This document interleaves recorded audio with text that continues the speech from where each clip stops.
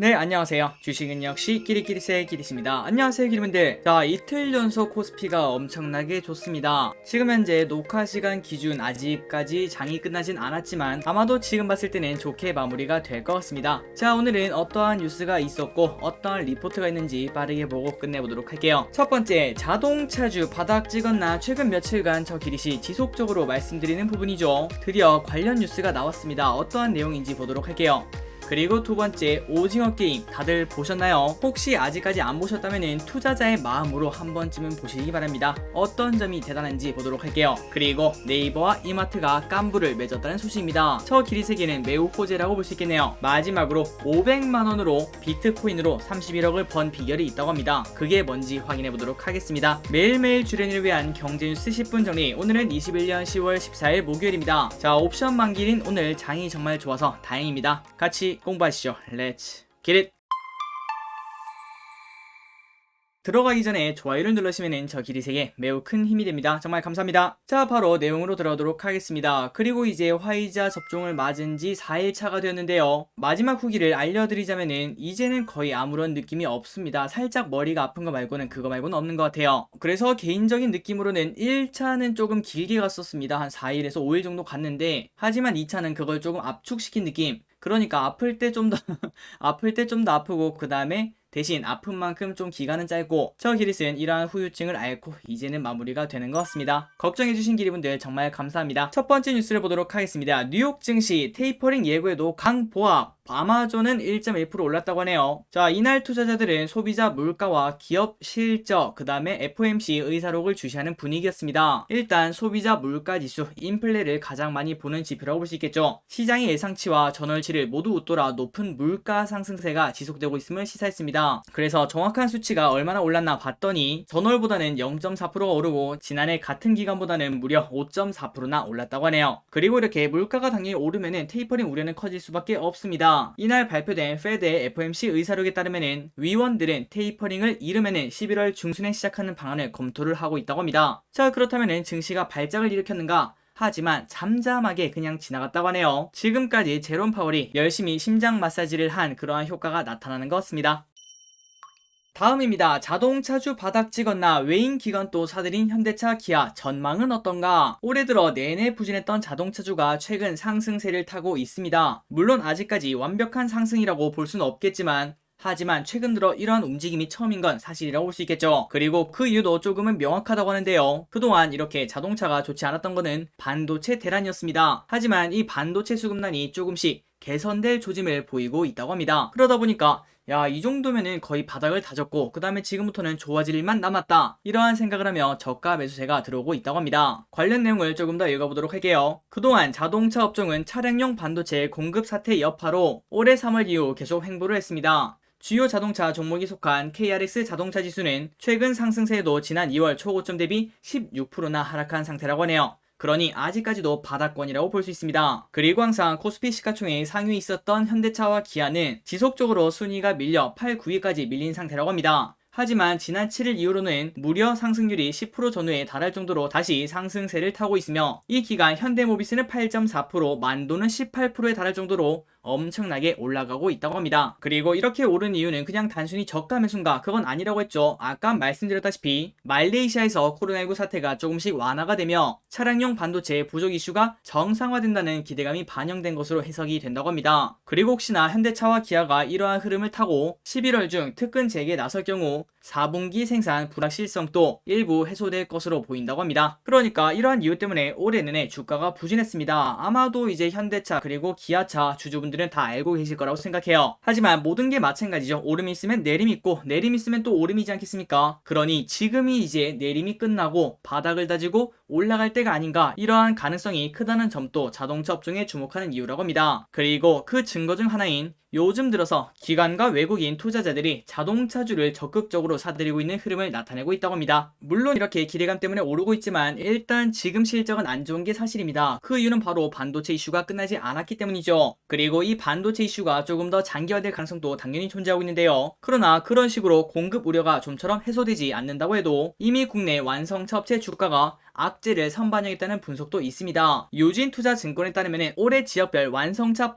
평균 퍼가 있지 않겠습니까? 그걸 봤더니 한국은 7.8배, 일본은 15.3배, 독일은 8.3배, 미국은 9.7배로 우리 한국이 저평가도 이러한 저평가가 없다는 거겠죠. 그러다 보니 비관적인 시나리오는 이미 다 주가에 반영이 되었고, 그리고 국내 자동차 업종은 글로벌 대비 주가 매력도가 부각되고 있는 상황이라고 합니다. 그래서 결국 향후 자동차 업종의 주가를 결정지을 건 당연히 자동차 공급망 회복이 될 것으로 보인다고 하는군요. 그리고 그거는 우리가 지금 생각해봐도 결국 시기의 차이지 결국은 회복을 할 거다, 이러한 생각을 해볼 수 있습니다. 얼마 전에 우리가 리오프닝주에 투자한 거랑 비슷한 생각이라고 볼 수 있겠죠. 그리고 이렇게 투자를 할 때 여기저기 고민될 수 있는데, 자동차 부품업체를 투자할까 아니면 완성차 업체에 투자할까, 이러한 고민이 분명 생길 수 있습니다. 그런데 이 중에서는 완성차 업체 위주로 투자라는 분석도 있다고 합니다. 그 이유가 뭔가 봤더니 원자재가 최근 많이 오르고 있는 거 기대분들 알고 계시죠? 그렇다면 자동차 부품 전부 다 원자재입니다. 그런데 이 원자재 비용 상승을 인센티브 하락 등으로 상쇄할 수 있는 완성차 업체와 달리 부품업체는 이 같은 비용 부담을 고스란히 치러야 된다는 단점이 있다고 하네요. 그러니 지금 같은 시기에는 주가 상승은 당연히 시가총액이 작기 때문에 부품업체가 더 좋을 수 있습니다. 하지만 조금 더 안전하고 그 다음에 완벽한 투자를 위해서는 완성차 업체가 좋다, 이런 시각도 있는 걸 확인할 수 있네요. 그래서 진짜인지 한번 보도록 하겠습니다. 오늘 같은 경우에는 오랜만에 현대차, 기아가 살짝 이렇게 고개를 숙이고 있네요. 하지만 그렇게 하락폭이 커 보이진 않습니다. 그리고 최근 들어 외국인 기관의 매수세를 보자면은, 자, 이거 보면은 현대차는 완전 빨강이고요. 그리고 기아차도 최근 4일간 그때부터 미친듯이 매수하는 걸 확인할 수 있죠. 자, 물론 아직까지는 모든 이평선이 오른쪽 아래로 떨어지는 우하향이라고 볼 수 있습니다. 하지만 기분들이 딱 보시다시피 지금까지 살짝 기술적 반등을 보여준 것과 달리 이번에는 조금 각도가 세다고 볼 수 있겠죠. 그만큼 매수세가 급격하게 몰리고 있다, 이러한 생각을 충분히 할 수 있을 것 같습니다. 과연 이번 달 내에 현대차 그리고 기아 120일선을 뚫고 쭉쭉 올라갈 수 있을지, 이 부분을 관심있게 보면 좋을 것 같고, 그리고 만약에 이거를 뚫고 간다면은 지금 현재 IT가 조금 쉬고 있죠. 그 빈자리를 자동차가 채울 수 있지 않을까, 이러한 생각도 해봅니다. 그리고 당연히 그 반대 부분도 생각을 해야겠죠. 최근 주식시장이 너무 좋지 않습니다. 그리고 환율이 1220원까지 간다, 이러한 전망도 나오고 있습니다. 만약 그렇다면 외국인 지금까지 산 걸 한 번에 또 토해낼 수도 있겠죠. 그러한 상황이 펼쳐진다면 또 오른쪽 아래로 쭉쭉 떨어지는 그러한 계단식 하락이 나올 수도 있습니다. 그러니 여러분들은 이러한 부분을 전부 다 고민을 해보시고, 그리고 매수를 할 때는 항상 분할 매수, 그 다음에 매도할 때는 분할 매도, 이 부분을 절대 잊지 마시기 바랍니다. 자, 다음 뉴스를 보도록 하겠습니다. 90살 스타트랙 커크 선장, 진짜 우주여행 성공을 했다고 하네요. 그래서 최고령 우주인으로 기록이 되었다고 합니다. 자, 우주여행자 4명은 지구와 우주의 경계로 불리는 고도 100km 카르마 라인을 넘어 약 3분간 미세중력 상태를 체험을 했습니다. 이번 발사는 블루 오리진의 두 번째 민간인 우주여행이라고 하는군요. 그리고 짧은 여행이 끝나고 복귀한 세트너는 현장에 대기하고 있던 베이조스와 뜨거운 포옹을 나누며 이러한 얘기를 했다고 합니다. 믿을 수 없고 내가 상상할 수 있는 가장 심오한 경험이었다. 아마도 저를 포함한 기리분들도 그럴 것 같습니다. 우주를 딱 보면은 야, 이건 꿈이 아닐까, 이러한 생각을 해볼 수 있겠죠. 과연 우리가 죽기 전에 우주여행을 하고 죽을 수 있을지, 지금은 가격이 몇십억이다 이런 말이 나오지만 한 20년에서 30년만 지나면은 우리가 해외여행 가듯이 그런 식으로 갈 수 있지 않겠습니까? 그리고 언젠가는 놀이공원에 자이로드로처럼 이러한 우주에 갔다 오는 그런 놀이기구도 생기지 않을까, 이렇게 볼 수 있겠네요. 다음 뉴스입니다. 1억 1100만 계정이 오징어 게임에 참가하셨습니다. 넷플릭스 드라마 역대 1위 신기록을 세웠다고 하네요. 자, 아래 보시면은 정말 낯섭니다. 이게 우리나라 뭐 이태원인가? 절대 아닙니다. 아랍에미리트에서 열린 한 행사에서 찍은 사진이라고 합니다.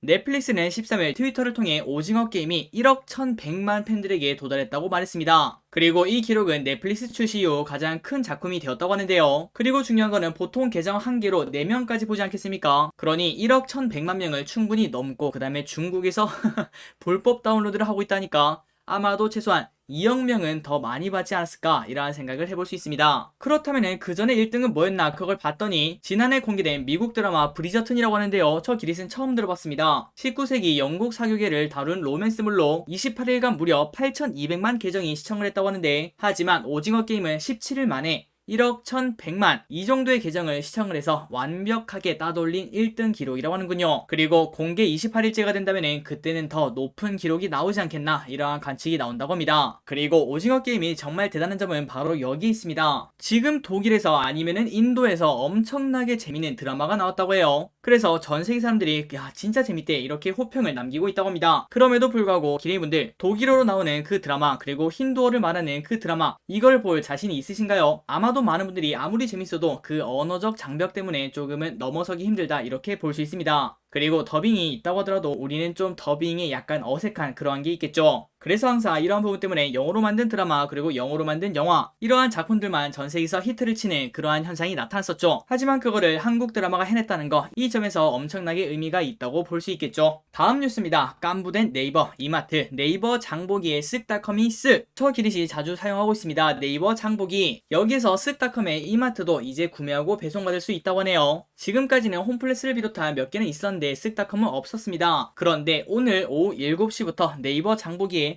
쓱닷컴이 입점해 이마트몰 상품 판매 배송을 시작한다고 밝혔다고 하네요. 그리고 아울러 이 부분이 가장 좋죠. 네이버페이로 결제가 가능하며 네이버 플러스 멤버십과도 연계돼 최대 8%의 네이버 포인트 적립 혜택 등이 제공이 된다고 합니다. 그러니 네이버 플러스 멤버십을 사용한다면 매우 좋은 일이 일어났다고 볼 수 있겠죠. 저 기릿은 때 아닌 호재를 만난 그러한 기분입니다. 오늘 저녁에 한번 쇼핑을 해보도록 할게요. 다음입니다. 자동차 폐기물이 옷으로 현대차 업사이클링 패션 프로젝트 공개. 아래 보시면은 배우 배두나 씨가 이렇게 옷을 입고 있는데 이게 바로 자동차 폐기물로 만든 옷이라고 합니다. 그리고 이거를 업사이클링이라고 하죠. 현대자동차가 글로벌 패션 편집샵, 분더샵, 그 다음에 르클레어와 업사이클링 패션 프로젝트를 시작한다고 밝혔습니다. 자, 업사이클링이 무엇인가? 이 단어는 기리분들이 알고 계시면 좋을 것 같아요. 아마 가면 갈수록 이 단어가 계속 떠오를 가능성이 높습니다. 기존에 우리가 버려지는 거는 그냥 다 소각장 아니면 매립장 여기로 가지 않겠습니까? 그리고 플러스 재활용까지는 할 수 있었죠. 그런데 이제는 재활용을 넘어서 디자인을 가미하는 등 아예 새로운 가치를 창출해 새 제품으로 재탄생시키는 걸 의미한다고 합니다. 그러니까 지금까지는 리사이클링인데 이제는 업사이클링이라는 거겠죠. 그래서 현대차에서는 자동차 폐기물이랑 그 다음에 브랜드 전용 전기차 아이오닉5에 친환경 소재로 제작한 재킷, 후드, 바지 등 의상을 이번에 12종을 공개할 예정이라고 합니다. 그리고 최근 현대차뿐만 아니라 스파 브랜드에 가도 이러한 제품이 많은 걸 확인할 수 있죠. 조금 더 돈이 더 들더라도 착한 소비를 하는 그러한 소비가 늘어난다, 이렇게 생각도 해볼 수 있습니다.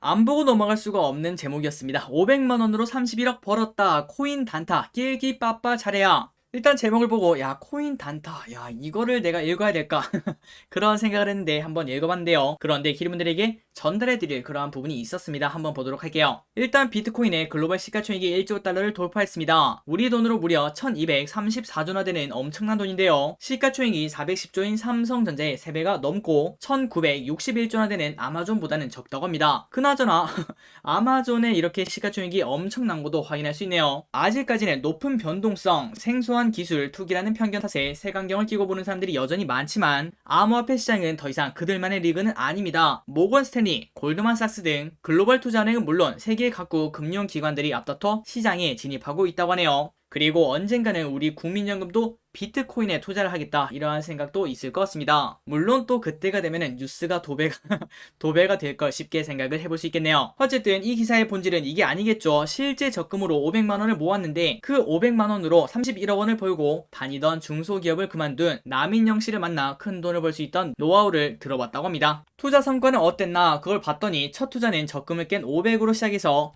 3일 만에 500만원이 250만원이 되었다고 합니다. 그리고 이렇게 생각했죠. 나는 안되나 보다. 하지만 그때도 포기하지 않고 퇴근 후에 쉬는 시간을 쪼개 잠을 3-4시간씩 자면서 투자를 했다고 합니다. 그렇게 시행착오를 겪으며 7개월 만에 500만원이 15억이 됐다고 하네요.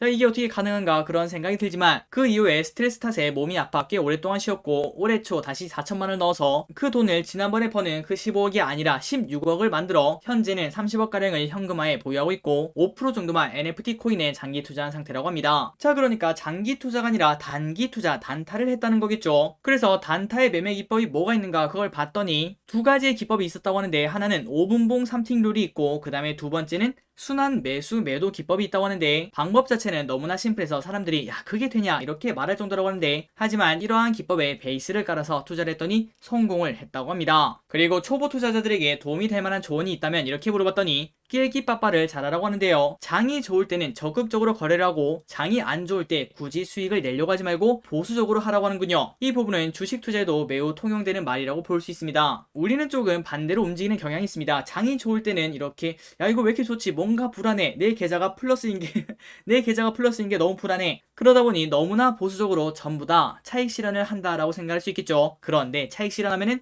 그때부터 이제 그 주식은 시작입니다. 그런데 그 반대로 장이 안 좋을 때는 이때까지 우리가 가지고 있던 현금 비중을 이제부터는 난 야수다. 지금이 바로 매수의 타임이다. 이렇게 바로 적극적으로 매수에 들어가지만 하지만 하락장에는 어떠한 매수도 통할 리가 없습니다. 아마도 이번에 경험을 하셨으리라 생각이 돼요. 그러니 저 기릿을 포함한 이러한 기린이분들은 장이 좋을 때는 보수적으로 하고 그 다음에 장이 나쁠 때는 적극적으로 한다는 거겠죠. 그러다 보니 수익률이 그렇게 좋기는 조금 어려울 것 같습니다. 하지만 이분은 그 반대를 정확하게 말하고 있네요. 장이 좋을 때는 당연히 적극적으로 거래를 해야 되고 그리고 장이 안 좋을 때는 보수적으로 해라 이렇게 말하고 있습니다. 그리고 이어 장이 안 좋을 때 완전히 쉬라는 말이 아니라고 하는데요. 시장에서 떠나게 되면 그 흐름을 잃어버리기 때문에 상승장이 왔을 때 기회를 잡을 수가 없다고 합니다. 그러니까 거래를 계속하되 투자금을 20%만 쓰고 나머지 80%는 현금을 보유하면서 그냥 낚싯대만 던져놓고 있으라는 말이겠죠. 그리고 초보 투자자는 처음부터 큰 돈을 절대 넣지 마시고요. 처음에는 10만원 그리고 20만원으로 수업료라고 생각하고 거래를 해보며 배우는 시간을 가질 필요가 있다고 합니다. 그래서 지금까지 정리를 해보자면 일단 이 부분은 저 길도 매우 공감합니다. 끼끼빠빠를 잘하자.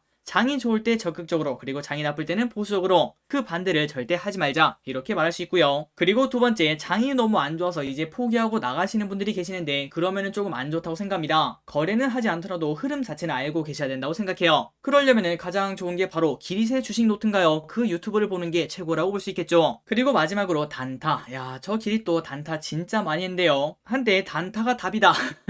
그러한 생각을 하면서 이제 유튜브에 단타하는 법을 치면은 정말 많은 기법이 있습니다. 1분봉 매매법, 3분봉 매매법, 5분봉 매매법, 절대 지지 않는 10분봉 매매법, 그리고 장 열리자마자 10분 안에 모든 투자를 해야 되는 그러한 매매법 등등등 별의별 매매법을 다 써봤지만 결국은 이건 내 길이 아니다 그런 걸 느꼈습니다. 그리고 그 수업료를 너무나 많이 냈죠. 언젠가는 시간을 내서 이러한 이야기를 할 때가 있지 않을까 그런 생각을 해봅니다. 어쨌든 계속 이어서 말하자면은 자 그런데 제가 안 됐다고 모든 기리분들이 전부 다 단타에 재능이 없다 이렇게 말할 수는 없습니다. 그거는 매우 심각한 일반화에 오르겠죠. 물론 지금 이 방송을 들으시는 기리분들 중에서도 단타에 재능이 있으신 그런 분이 계실 겁니다. 하지만 제일 처음에는 모두가 그렇게 생각합니다. 야, 그 사람이 나다.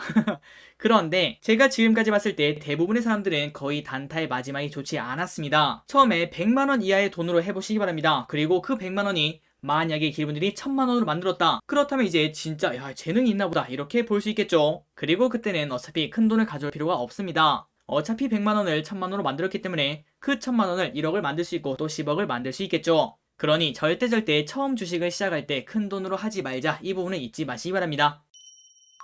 자 다음입니다. 오늘의 기업 3가지를 정말 빠르게 보고 끝내보도록 하겠습니다. 첫 번째 현대건설 나쁘게 볼 게 없다. NH투자증권은 현대건설에 대해서 나쁘게 볼 내용이 없다면서 매수와 그리고 목표주가 65,000원을 유지를 했습니다. 지금 현재 종가 대비 상승 여력은 30% 정도가 된다고 하는군요. 현대건설을 건설업종 내 최선호주로 꼽고 있으며 국내 주택 수주와 주택 분양 모두 다른 대형사와 달리 연초 계획대로 진행이 되고 있고 국내 해상풍력시장에서 현대스틸 산업과의 시너지가 계속될 것으로 예상이 된다고 합니다. 그리고 현재 건설업종 주가는 전반적으로 부동산 경기 둔화에 대한 우려로 부진한 상황이지만 내년 대선까지 부동산 시장 위축 가능성이 낮고 혹시나 위축이 되더라도 타사 대비 그 영향이 적을 것이라며 해상풍력 시장 확대는 시장의 우려를 해소시켜줄 수 있는 잠재력이 있다고 설명을 했다고 합니다. 그리고 오는 11월 중 카타르 병원 공사, 필리핀 남북철도 등 입찰 결과가 발표될 예정이라고 말을 했다고 합니다. 자 현대건설의 주봉을 보시면은 그런데 조금은 아쉽습니다. 이때까지는 지속적으로 올라가는 흐름이었는데 하지만 7월부터는 조금 상승폭이 꺾였죠. 그런데 아직까지는 바닥을 2번 다지며 현재 박스권을 만들고 있는데요. 그러니 여기가 만약에 박스권이라면 지금은 하단이라고 볼 수 있겠죠. 그렇다면 지금이 매수 타임이라고 볼 수 있을 것 같습니다. 그러니 기리분들 현대건설을 공부해보시고 지금이 박스권 하단일지 아니면 하락 추세일지 이 부분을 공부해보시면 좋을 것 같네요. 그리고 플러스 갈수록 김정은이 뻐꾸기를 날리는 거 보니까 진짜 대북 대장주 중 하나로 볼 수 있겠죠. 현대건설 그러한 훈풍도 조금 불어오지 않을까 이러한 생각도 해볼 수 있습니다. 다음입니다. 롯데관광개발 위드코로나 이제 코앞이죠. 이제 그 수혜로 내년 턴라운드 가능. 키움증권은 롯데관광개발에 대해서 4, 4분기 위드코로나를 앞두고 관련 수혜가 가능할 것이라며 투자 의견 매수와 목표주가 29,000원을 유지를 했습니다. 하지만 아직까지는 당연히 적자를 지속한다고 하네요. 그리고 지금 보는 거는 당연히 딱 하나밖에 없습니다. 위드코로나 그리고 플러스 싱가포르와의 트래블 버블 이런 것에 대한 기대감을 가져야 될 때 이렇게 말하고 있네요. 자 롯데관광개발 주봉을 보시면은 지속적으로 파도가 치면서 올라가고 있습니다. 첨벙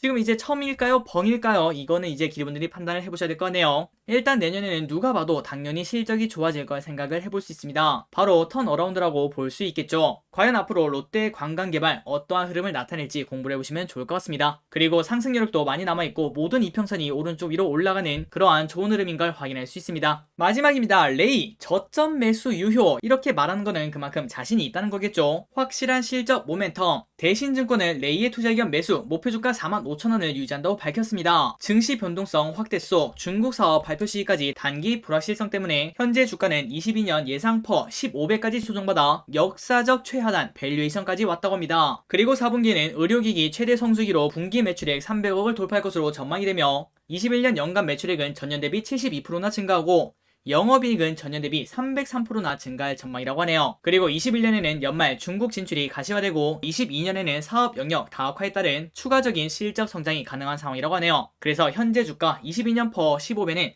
절대적 저평가 상태로 저점 매수가 유효하다고 말을 했다고 하네요. 레이의 주봉을 보도록 하겠습니다. 이것도 마찬가지죠. 첨벙을 하면서 쭉쭉 올라가고 있는 그런 흐름을 나타냅니다.